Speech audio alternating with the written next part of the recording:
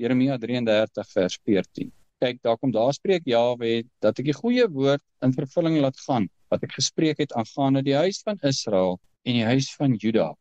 En in die dae en in die tyd sal ek vir Dawid 'n spruit van geregtigheid laat uitspruit. En hy sal reg en geregtigheid doen in die land. In die dae sal Juda verlos word en Jerusalem veilig woon. En dit sal die naam daarvan wees. Jahwe is ons geregtigheid. Wat staan hier? Kyk, daar spreek Jahwe. Ons lees in Jeremia. Dis nie tyd van die ballingskap van Juda. Israel was reeds in ballingskap en die koninkryk waartoe hulle weggevoer het ten gronde gegaan en hulle is verstrooi oor die hele aarde. Kyk, daar spreek Jahwe, sê hy vir hulle, dat ek die goeie woord in vervulling laat gaan wat ek gespreek het aangaande die huis van Israel wat nou verstrooi is en Juda wat nou in ballingskap is in Babylon. Vir julle sê ek hierdie woord. In die dae, in die tyd sal ek vir Dawid 'n spruit van geregtigheid laat uitspruit. Wie is dit? Yeshua. Wat is die dae? Dis sy koms hier na die aarde toe. Die kerk verwys na die kruis. Dis die tyd. In die dae sal ek vir Dawid 'n spruit van geregtigheid laat uitspruit. En hy sal reg en geregtigheid doen in die land. In die dae sal Juda verlos word en Jerusalem veilig woon. En dit sal die naam daarvan wees. Jahwe ons geregtigheid. Yeshua beteken ek is jou geregtigheid. Ek is wat ek is. Ek is jou geregtigheid. Wie se geregtigheid? Kyk, daar spreek Jahwe dat ek die goeie woord in vervulling laat gaan wat ek gespreek het aangaande die huis van Israel en die huis van Juda. Dis die 12 stamme van Israel. Wat is die woord? Yeshua gaan kom en hy gaan vir julle sonde sterf. En hy gaan jou geregtigheid wees. Wie sin? Die Egiptenare? Nee, die huis van Israel en die huis van Juda. Hoekom?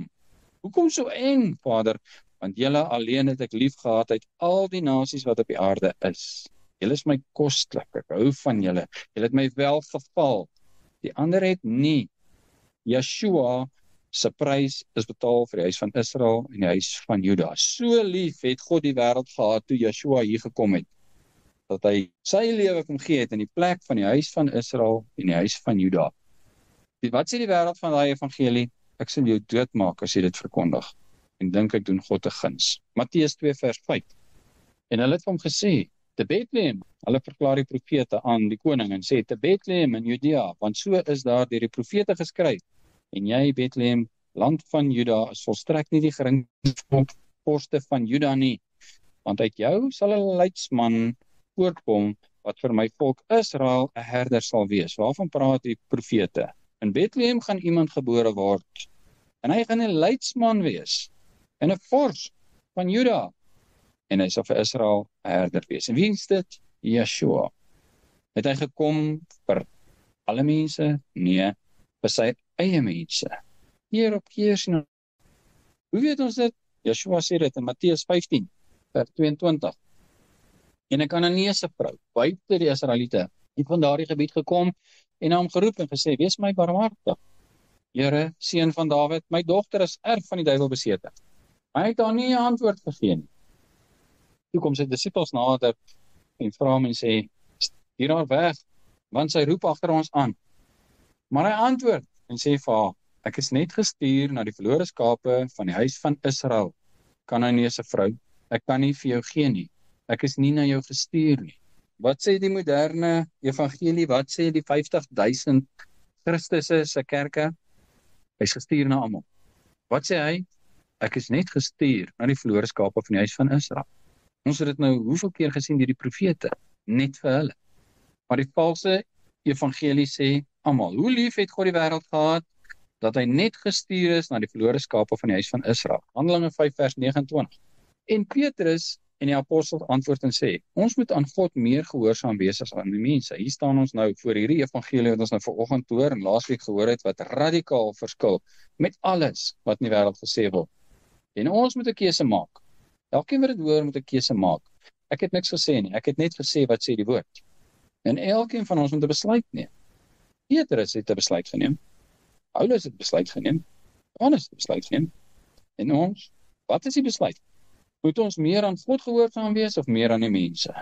Moet ek luister vir die ware Christus of die alternatiewe Christus? Vers 30. Die God van ons vaders het Joshua opgewek, het julle omgebring het deur hom aan 'n kruis uit te haal. Hom het God as leidsman en verlosser deur sy regterhand verhoog om aan Israel bekering en vergifnis van sonde te skenk. Dis na die kruis. Dis Handelinge. Dis Petrus wat hy sê, waarvoor het Joshua gekom om aan Israel bekering en vergifnis van sonde te skenk? En wat doen die valse predikers met hulle valse Christusse? Hulle verander Israel in die kerk. Vader sê, julle alleen het ek lief gehad het al die volke wat op die aarde is. Met wie praat hy? Die Israeliete.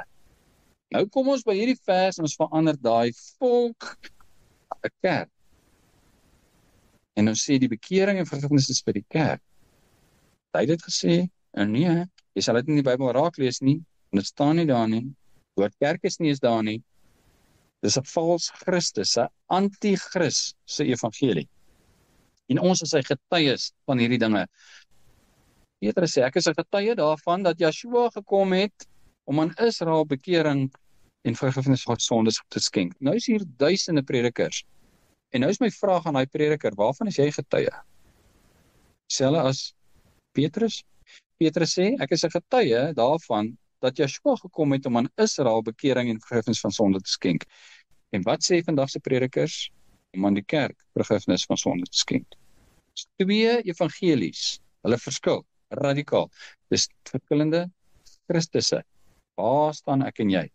Ons nog 'n keuse maak. Handelinge 28 vers 20. Om hierdie rede dan, dis Paulus wat praat, hy is aan die einde van sy bediening, dis Handelinge 28, hy is die een wat die evangelie aan die sogenaamde heidene gaan verkondig het. Hy is aan die einde van sy bediening wat sê, om hierdie rede dan, het ek versoek om u te sien en toe te spreek, want dit is oor die hoop van Israel, dat ek met hierdie kettinge geboei is. Nie die hoop van die kerk nie, die hoop van Israel. Wie is Israel? Dis die 12 stamme van die Israeliete. Dis die huis van Israel en die huis van Juda, dis die nakomelinge van Jakob. Dis die volk wat God uitverkies het uit al die volke wat op die aarde is, omdat hy hulle lief het. En Paulus sê, dis oor die hoop van die Israeliete, dat ek hier in die tronk sit. Dis die hoop van die kerk. En Paulus is dan die sendeling. Waar is die kerk? Het hy vergeet van die kerk nou? Daar was nooit 'n kerk nie. Dis oor die hoop van Israel. Joshua het gekom terwille van Israel. Dis alrede.